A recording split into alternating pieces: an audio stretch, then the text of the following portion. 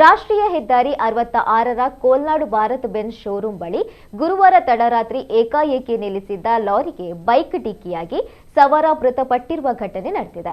ಮೃತಪಟ್ಟವರನ್ನ ಮಂಗಳೂರು ನಗರದ ಪಂಚಿಮೊಗರು ತ್ರಿಷಾ ಕಾಲೇಜು ಬಳಿಯ ಉರಂದಾಡಿ ಗುಡ್ಡೆ ಪಡುಕೋಡಿ ನಿವಾಸಿ 51 ವರ್ಷದ ಆರ್ ಸ್ವಾಮಿನಾಥನ್ ಎಂದು ಗುರುತಿಸಲಾಗಿದೆ. ಮುಂಬೈನಿಂದ ತಿರುವನಂತಪುರಕ್ಕೆ ಸರಕುಗಳನ್ನು ಸಾಗಿಸುತ್ತಿದ್ದ ಲಾರಿ ಮುಲ್ಕಿ ಸಮೀಪದ ಕೋಲ್ನಾಡು ಭಾರತ್ ಬೆನ್ಸ್ ಶೋರೂಂ ತಲುಪುತ್ತಿದ್ದಂತೆ ಅದರ ಚಾಲಕ ವಿನುರಾಜ್ ಎಂಬಾತ ಏಕಾಏಕಿ ಲಾರಿ ನಿಲುಗಡೆಗೊಳಿಸಿದಾಗ ಹಿಂದಿನಿಂದ ಮಂಗಳೂರು ಕಡೆಗೆ ಹೋಗುತ್ತಿದ್ದ ಬೈಕ್ ಡಿಕ್ಕಿ ಹೊಡೆದಿದೆ. ಡಿಕ್ಕಿಯ ರಭಸಕ್ಕೆ ಬೈಕ್ ಸವಾರ ಆರ್ ಸ್ವಾಮಿನಾಥನ್ ಅವರಿಗೆ ಗಂಭೀರ ಗಾಯಗಳಾಗಿದ್ದು ಕೂಡಲೇ ಸ್ಥಳೀಯರು ಮುಕ್ಕ ಆಸ್ಪತ್ರೆಗೆ ದಾಖಲಿಸಿದ್ದು ಆದರೆ ಚಿಕಿತ್ಸೆ ಫಲಕಾರಿಯಾಗದೆ ಮೃತಪಟ್ಟಿದ್ದಾರೆ.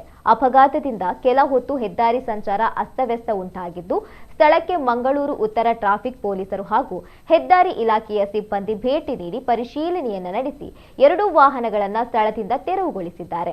ಮೃತರು ಪತ್ನಿ ಮತ್ತು 2 ಮಕ್ಕಳನ್ನ ಅಗಲಿದ್ದಾರೆ.